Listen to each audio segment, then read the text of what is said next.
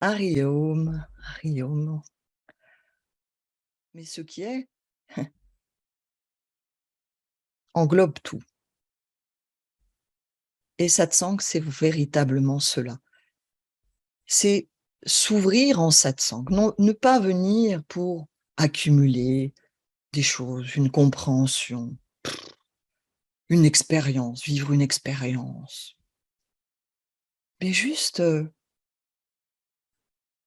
s'ouvrir, poser, c'est ça s'ouvrir, c'est accepter, ne serait-ce que l'espace d'une seconde.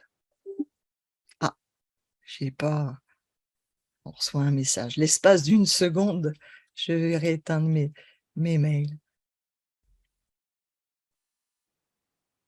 Posez toutes les croyances, tout ce que vous pouvez penser, attendre,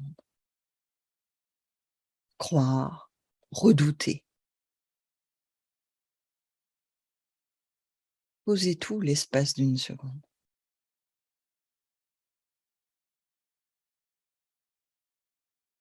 Là, maintenant,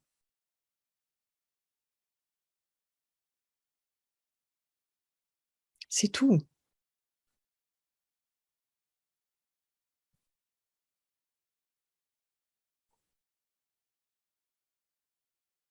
Et lorsque le mental va revenir, et le mental reviendra inévitablement. Vous êtes incarné, je suis incarné.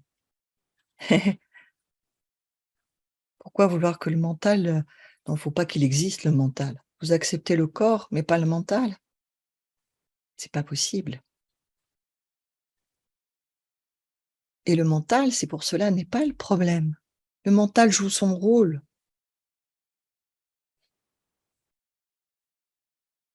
et il y a pas de problème.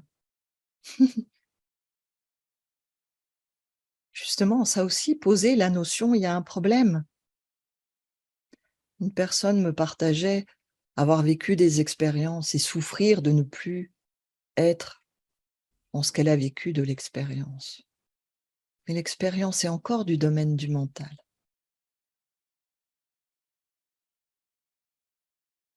L'expérience, elle apparaît, elle disparaît, comme la vague. Elle apparaît, elle se manifeste, elle disparaît. Mais l'eau, elle est toujours là.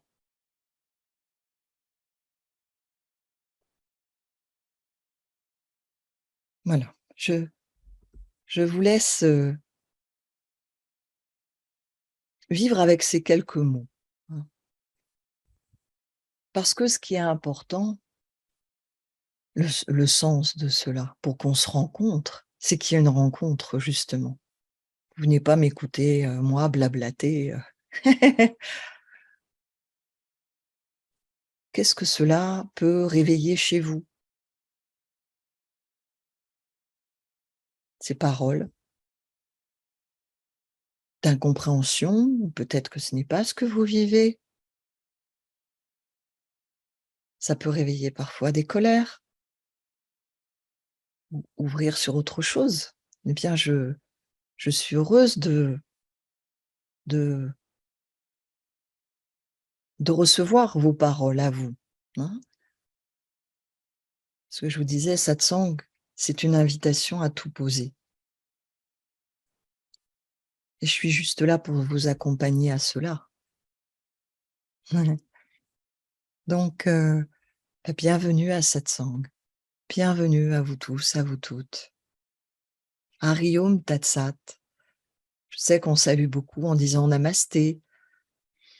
Autant dire bonjour, me semble-t-il, dans ce cas-là, parce qu'on est oui, il y a des personnes étrangères, mais autant parler notre langue, hein, parce que namasté, c'est ce que ça veut dire. Hari Om Tat Sat, c'est tout et cela.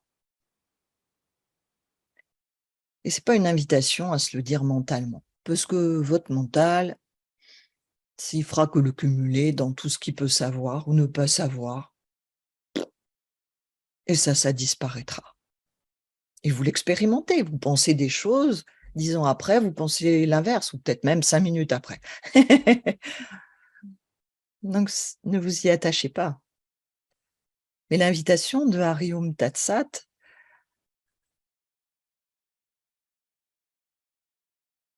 Rien que ça, ces quelques mots, lorsqu'on sait ce que ça veut dire, parce qu'on n'est pas hindou. Tout est cela.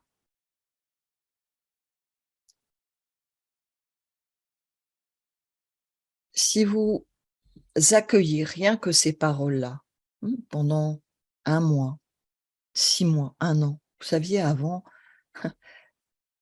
on allait au pied d'un maître et on était obligé de faire des milliers de kilomètres et il se trouvait pour beaucoup, dans d'autres pays que la France. Donc ça demandait un investissement, une motivation vraiment importante. Vraiment un désir, un appel de ce qui est de la présence. Et le maître, parfois, il vous parlait pas. Ou il vous donnait peut-être, une réflexion. Vous aviez à percevoir ou à recevoir, parfois dans le silence, sans qu'il parle. En fait, ce Hari Om Tat Sat qui résume tout. Si vous réalisez, pas mentalement, si vous vous ouvrez à cela, Hari Om Tat Sat, vous n'avez pas besoin d'autres enseignements, pas besoin d'autres rencontres. Donc voilà, je suis heureuse si vous avez des questions et ça, c'est important de laisser les questions surgir, de pas bloquer en disant: «Mais non, je devrais pas penser ça», non, non, de poser, de poser votre question, mais dans l'autre sens aussi, hein, de poser et de déposer la question. Voilà, je suis heureuse de vous écouter. Bonjour Swami Shakti. Oh, Je suis oh, heureuse malgré tout voilà, de repartager, enfin de vous voir, enfin d'être avec vous tous. Voilà. Ce que je voulais juste simplement, la question c'était là qui me vient à l'instant, c'est tes paroles me mettent dans l'émotion. Et c'est idiot, mais je me dis, est-ce que c'est mon mental qui me fait ça? Est-ce que je suis dans l'émotion, mais je suis bien. Et tout est bien. Tout mmh. est bien. Voilà. Mais la question, c'était, voilà, est-ce que c'est mon mental qui me fait... Bon, mais l'émotion, je la laisse me traverser et voilà, tout simplement. Voilà. Et donc ta question, il y en a une véritablement?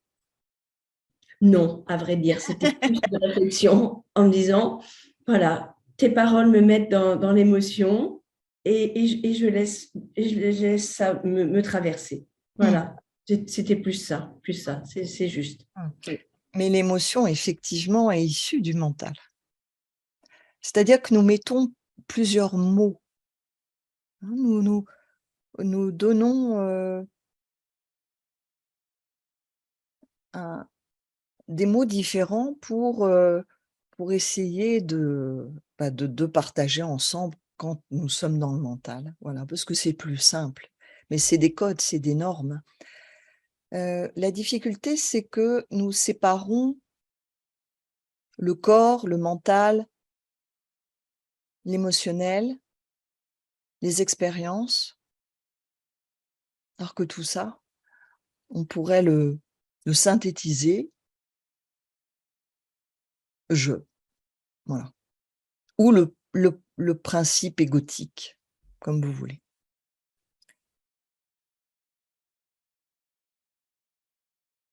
Les émotions, découlent du mental.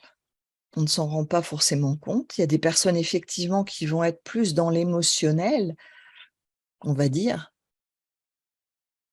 mais c'est juste parce que la vague de l'émotion est plus forte que la vague du mental. Mais l'émotion va provenir, va vraiment provenir d'une,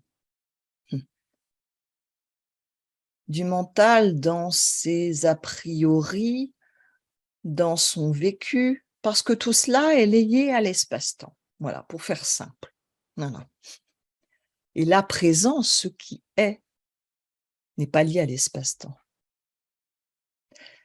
Et les douleurs vont provenir. Là, tu as une émotion, tu la laisses passer, mais elle se manifesterait non pas en toi sous forme d'émotion, mais sous forme d'une pensée. Ce serait pareil. Elle passera de toute façon. Sauf que, en général, la plupart du temps, non seulement on saisit la pensée et l'émotion, mais on s'y identifie. On se définit par rapport à ça. Cela devient mes pensées, mes émotions, mon expérience. Lorsque je vis une expérience, ne serait-ce que de lumière, ou d'éveil de Kundalini ou de Samadhi, mais toute expérience va apparaître et disparaître, hein. Elle apparaît, elle disparaît. Pour cela que, en fait, c'est très simple. Cela devient très simple dès l'instant qu'il y a une partie du chercheur qui accepte un jour, peut-être parce qu'il en a marre en général, il en a marre, qu'il a suffisamment testé plein de choses. Il y en a parmi vous là qui sont même enseignants de yoga. Il y a un moment qui se dit: «Mais OK, j'ai peut-être vécu même des samadhis, plusieurs formes de samadhi, et alors?»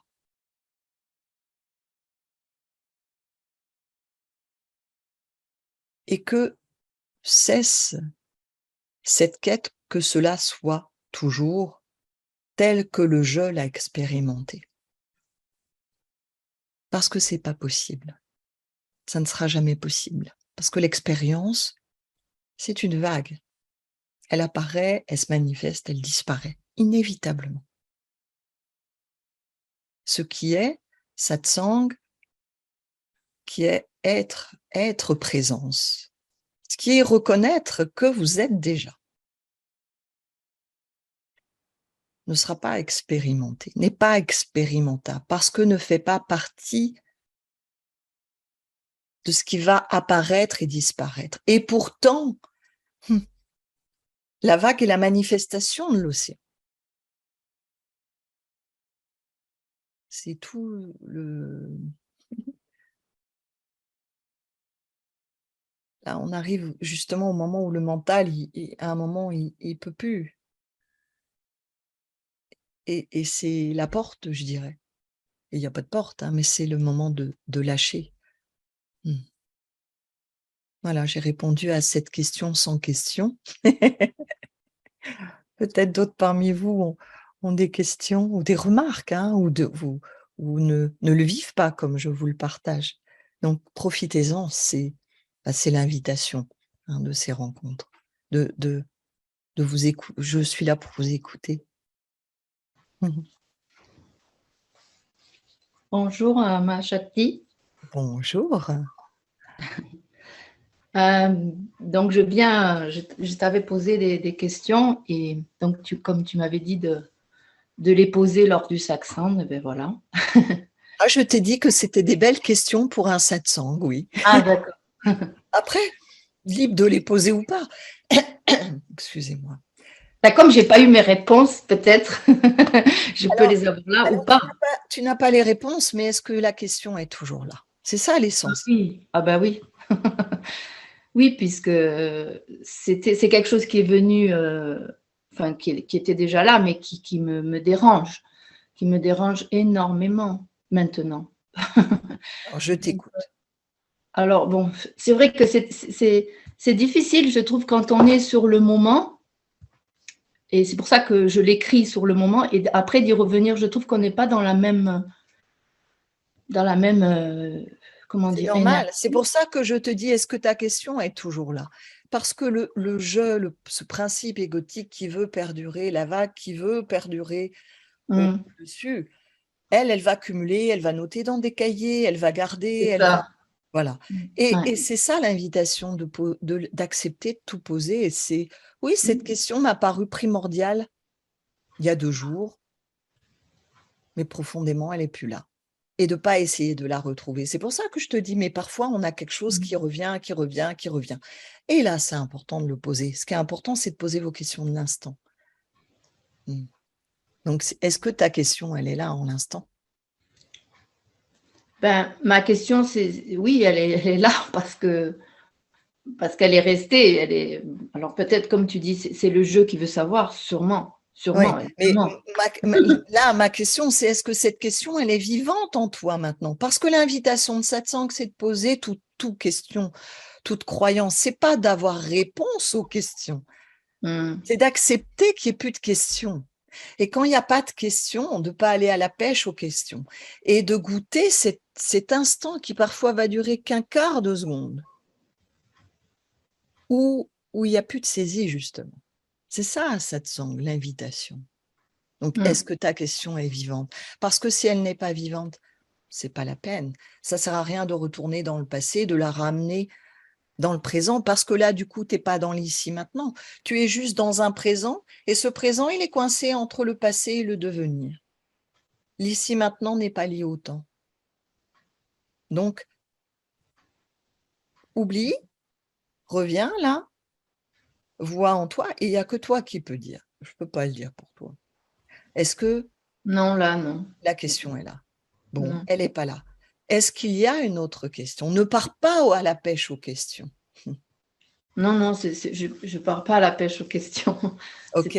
Non, mais parce que je sais que c'est déstabilisant. Plusieurs m'ont dit, ah mince, c'est fou parce que quand je suis avant, j'ai plein de questions et là, je n'en ai plus. Et moi, je vais dire hurrah.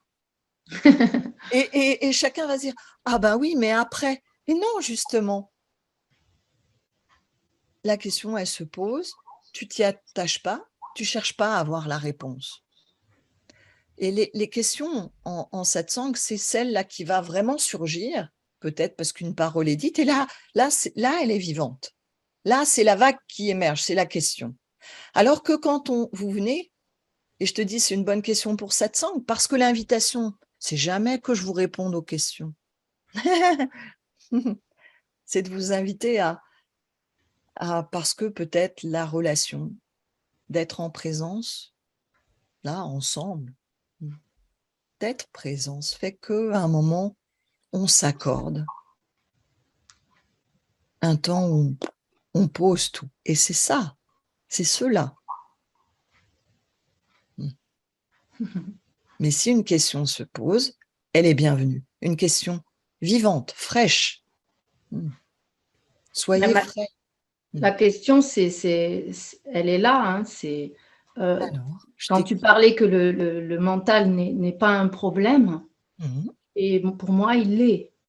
Il l'est. Et parce que c'est mon mental qui me guide. C'est lui qui décide. C'est lui qui me met dans des émotions. C'est lui qui m'envoie ses pensées et qui me font agir après. C'est comme il mène tout. Et même à contre mon être, quoi. Alors, je vais te poser une question. Je te connais, donc je sais que tu as des jambes et que tu peux marcher. Hein? D'accord? Oui. Tu n'es pas en fauteuil roulant. Tu as des jambes et tu peux marcher. Est-ce que tes jambes te posent problème? Parce que les jambes peuvent marcher. Quelquefois, oui, justement. Je ne sais pas si c'est lié, mais oui. Pourquoi tes jambes te posent problème? Parce qu'elles font mal, par exemple. Ah, c'est pas pareil. Je te parle pas de la douleur du corps. Je te parle de la fonction. Oui. La fonction du mental, c'est d'avoir des pensées et de te permettre aussi, du coup, qu'on échange. Là, sans mental. D'accord. OK? Oui. Les jambes, là, je te parle de la fonction, de la motricité que te permettent tes jambes, qui est de marcher. Oui. Je ne te parle pas de la douleur. La douleur au niveau du corps, on va retrouver la douleur au niveau des émotions, des pensées, ça va être plus une souffrance psycho-émotionnelle. Et c'est pas pareil. Là, je te parle, voilà, de la fonction de ton corps. Là, on va parler des jambes. en toute logique, ça ne te pose pas de problème que tes jambes te permettent de marcher. Parce que tu n'es pas identifié à tes jambes. C'est tout simple. Le mental a son fonctionnement, il a son utilité, il a son sens. Et il ne pose problème que parce que on s'identifie, tu te laisses identifier à lui. Et que tu te mets à devoir t'extirper du mental, et le mental joue le rôle que l'extérieur va jouer chez certaines personnes. Chez des personnes pour qui ce que j'appelle le principe égotique est encore puissant, et où, par exemple, dans une situation où la personne ça se passe pas comme elle voudrait, et va trouver un bouc émissaire, qui va être l'extérieur. Ça peut être le président de la République, ça peut être le temps, ça peut être le voisin, la voisine, le mari, l'enfant, l'amant, voilà. C'est-à-dire que ça ne se passe pas comme je veux parce que c'est l'autre. Et là, dans ce que tu me partages, c'est pas contre l'autre où il y a un problème, c'est contre le mental. C'est comme si tu te mettais à être en guerre contre tes jambes parce que elles te permettent de courir ou qu'elles ne te permettent pas de courir comme tu voudrais. Voilà.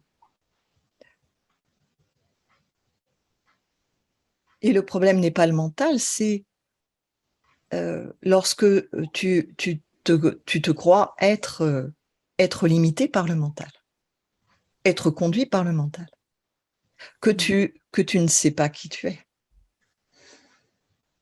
qu'il y a identification, ou qu'il y a désir de contrôler le mental, de contrôler la vie, de contrôler l'autre, de contrôler le corps. Et ça, c'est toujours ce que j'appelle le principe égotique.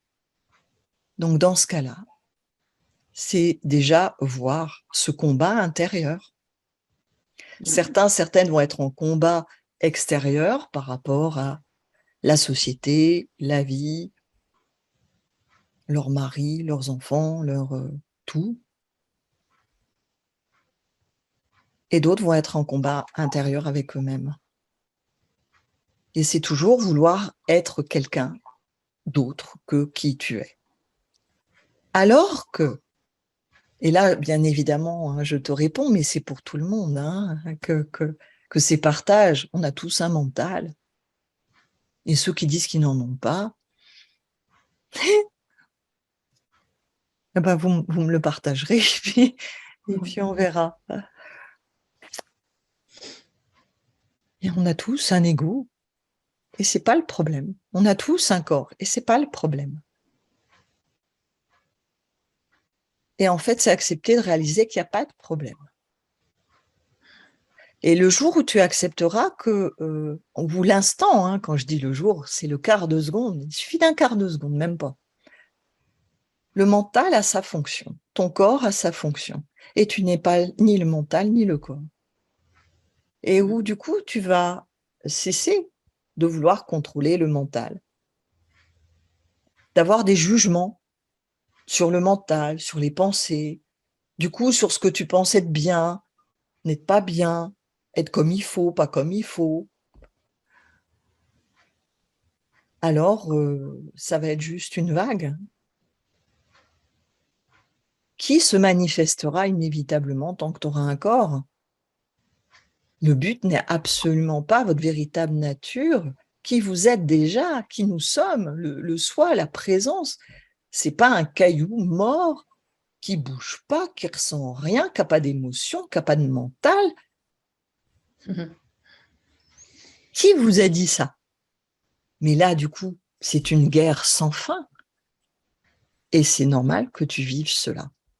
Parce qu'il y a encore croyance que le mental est un problème, et du coup, tu nourris encore plus le mental parce que tu es en combat avec. Et ce que tu combats, inévitablement, tu lui donnes du pouvoir.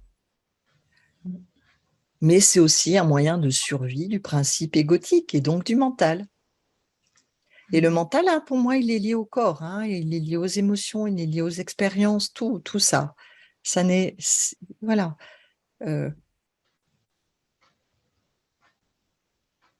C'est la vague, mais la vague n'est pas l'océan. Et c'est même passé au-delà de tout ça. La vague est une manifestation. Mais tant que la vague se vit coupée de l'océan, eh bien, elle va expérimenter ce que tu partages. Ça peut être des douleurs, souffrances émotionnelles, hein, ou des douleurs physiques. Et ça ne veut pas dire que les douleurs physiques n'existeront pas, que les souffrances psycho-émotionnelles ne se manifesteront pas. Hein. C'est important, hein, de savoir cela, parce que sinon, c'est une utopie.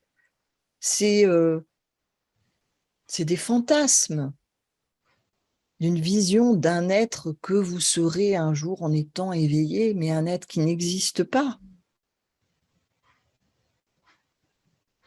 C'est un objectif à atteindre que vous n'atteindrez jamais. C'est toujours faire perdurer le je, l'ego,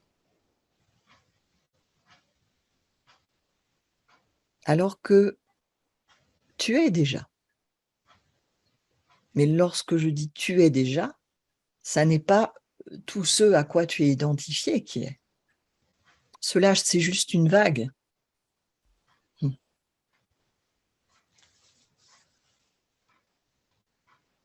Est-ce que c'est clair? Est-ce que je suis claire? Ah, très clair. Très, très clair. Et donc, l'invitation, c'est ce que je vous partageais au départ, satsang. C'est l'invitation à même un quart de seconde. Vous accordez le droit d'arrêter la course dans le temps. Cette course dans le temps qui peut aller en arrière, on l'appelle la mémoire, qui peut aller en avant, ça veut dire des projets, de l'imaginaire, et même d'être dans le présent.